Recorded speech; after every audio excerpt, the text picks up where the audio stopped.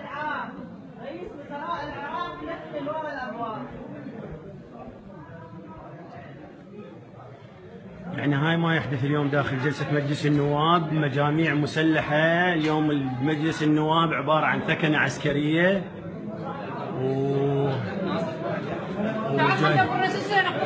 جاي تلاحظون منع النواب. اكو هناك منع، هذا قفلوا الباب من الداخل، قفلوا الباب من الداخل اخوانه، ما يسمحون لاعضاء مجلس النواب بالدخول.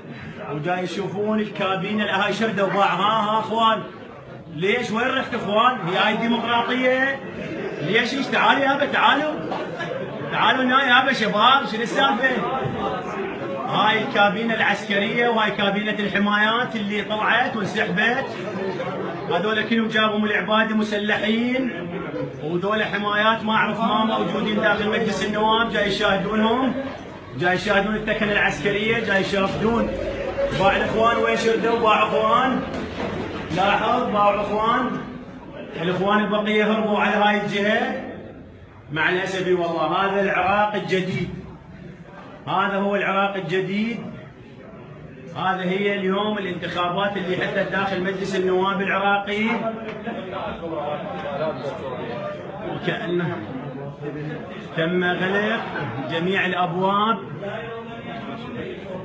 وهذول الاخوان اللي موجودين هنا داخل مجلس النواب، اصلا الاخوان ما نعرفهم منين، ما اعرف الاخوان منين، مجاميع مسلحه، ما اعرف شنو السالفه اخوان. وهذا الباب اخوان شوفون قفل من جوا، وخلينا ندق الباب.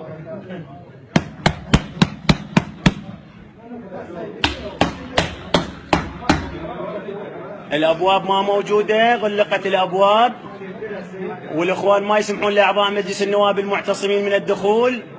واعتقد هناك تزييف وامور تجري بالليل. وذول الاخوان راح يشردون مره ثانيه. رجعوا هذول